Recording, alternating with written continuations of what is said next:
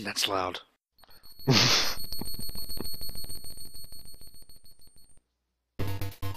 Hello, it's the Game Boy Hero, Metro Xer, the usual group, the usual two.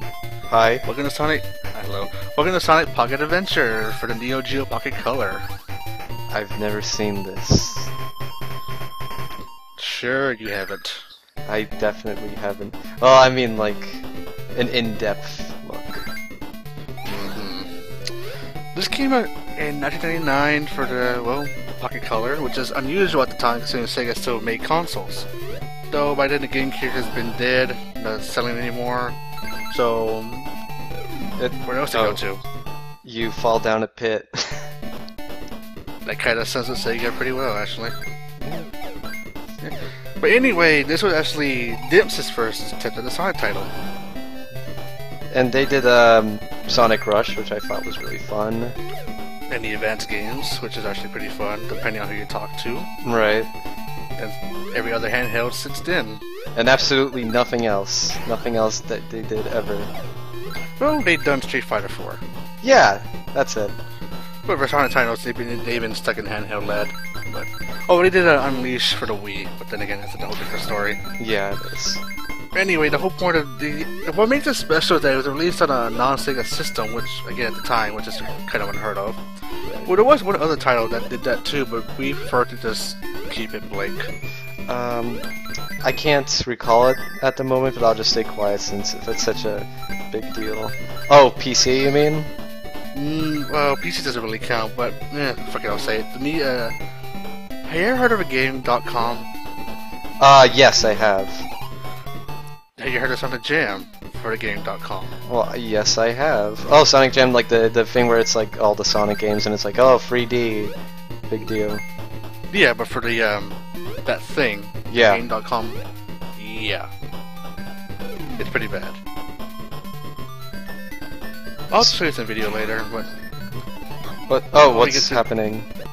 Yeah, what they added to the game is these little puzzle pieces scattered throughout the levels. I think there's usually about a minimum of 5 to a maximum of 10. And this one puzzle piece is kind of a bitch to get for me. So puzzle pieces, are they like kind of like prototype, you know, like the red rings we see in like the games today, kind of? Or do they serve like a real purpose, like, I don't know, becoming supersonic or something like that? No, like, I think at the time Supersonic was kind of meh, because they never bothered to include them ever since until like a few years ago. Right. So for this, the puzzle pieces are just mainly just for show. Well, they do have one unlockable, but just really hard to get. But yeah, the puzzle pieces in general are optional. Oh. But for the sake of the LP, it's just a semi 100% run. We're trying to get them all. Is a reward like... Oh, actually, I want to ask if it's worth it, because I guess we'll just see in time. I don't know. It does seem like I like having the idea of like collectibles like scattered around like a 2D game, kind of. Yeah, they're okay. It's just that I only would just skip them for me personally. But for the OCDs out there, then well, good luck with this. So, is this supposed to be like Green Hill Zone or like Emerald Hill? Because it kind of looks like a mix of both. Emerald Hill. Emerald Hill. Got the mountains in the background. Oh yeah. So yeah, the whole motif of the game is that it's pretty much the graphics are pretty much based on Sonic 2. Oh, okay, yeah, figured. There's this. Yeah, it kind of leads to that point. Yeah. And the music is also for Sonic 3 and Knuckles, aside from with this track. Oh, I didn't notice that. Yeah, I guess because of the time, they just with a budget, they started to recycle the budget content. The level design in general was all original. Original, Sonic 2 inspired, but like original, like, you know, more or less. Yeah, the level design is theirs, not taken from anywhere else. Right. I mean, there are kind of lookalikes, but then again, it's kind of a gimme. You know, I didn't realize like how many like half-pipe like bonus games we've had since like Sonic 2. It's like pretty ridiculous. Like, well, we have a lot now. Well, yeah. Well, given that this is probably the most iconic image in terms of these special stages. You picked up a flower. What was that? The flowers in here usually continues. Oh, neat. Okay. But with a game where it auto saves every level, that's kind of pointless. Okay. I was gonna ask if like this game is generally hard enough that you would need continues, but then like autosaving just kind of makes any platformer moot, kind of. Well, I think it all says after you beat the zone, not so much the act. Oh, okay. So, I guess I do prefer it compared to like something like, say, I don't know, Sonic 1 or 2, where you have to play through the whole game in one go or else you can't beat it, or unless you use a cheat code. I guess, but at the time it wasn't really much of a need of a battery. Yeah. There is, but I guess they were made so that you could pick it up and play in one go. Oh yeah, wasn't Neo Geo like super bad battery, I think. Or maybe that was like some Sega thing, but I know a lot of these imitators had a bad battery. The Game Gear had a bad battery, but I'm just saying, like, the save battery. Mm-hmm. That was it. But yeah, this thing saves. Because you have to save for the puzzle pieces, but whatever. Right. Okay, I was just listening to... So this is Angel Island Zone music playing right now, right? Yeah, the Act 1. Okay. Yeah, do your continues, like, save up over time, or is it, like, classic, like, you know, classic games in general, where they just kind of restart your lives and everything from when you continue? Your lives reset when you start over, but I'm not sure about continues. But I'm guessing it could disappear too. Yeah, I doubt. I mean, if your lives, I doubt the continues would also stay over. What about your Chaos Emeralds? Yeah, the emeralds they stick around. Okay, that'd be kind of a jerk move. Yeah, you need them for the best ending. Right. Because realize this is a Dims game, so get used to seeing the pattern we're gonna see with this game. The what? Get used to the pattern what we're gonna see here. Oh, okay. The springs. Well, it's not the spring. You get the way the levels are laid out. Oh, okay.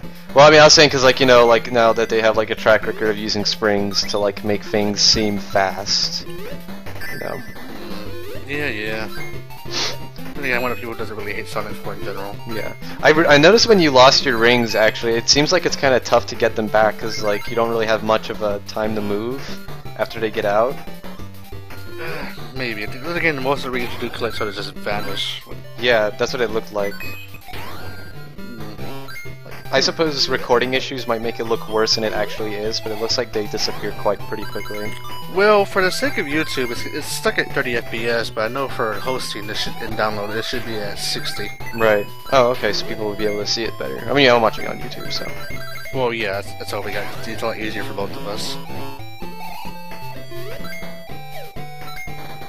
We had like 6 videos to talk about stuff, so hopefully if I forget anything here, I'll be able to mention it in the next one or so. How's the general reception for like the game? Do people think this is good, or...? Well, people hate it. I know some people hate it because it's pretty much just a rip-off of, you know, with the other titles because of the way it looks. But the game runs fine for what it's on. Yeah, like that's how I usually judge these types of games like this, or like, you know, in my case, like I really like Donkey Kong, so like Donkey Kong Land. People say, oh, it's bad because it's just like a rip-off or whatever, but it's like, I mean, a lot of these games usually have like an original like level design to go with them. And like usually they try to like push the system in a way that like, you know, is impressive, and I think that really makes them good in their own like right. And I think this by itself looks pretty good. But we'll get to more on the next video because it's time for a boss. Hammer time. Oh god, I can't believe I just made that joke. Yeah, it's the 90s. Don't worry about it. Okay. Introducing what I call the Egg Hammer because I'm pretty shitty at names. I like the direct contrast between like the little Robotnik icon at the top right and the one you actually see. Like they look completely different. Well, I've seen a little help bar at the top is going to be saved for the next set of games. Oh. You know what I mean? Yes, I do. But if it helps, Eggman does go through a change in this game. Like, really. And again, more than the next video, because this is going to be a double update. Hooray.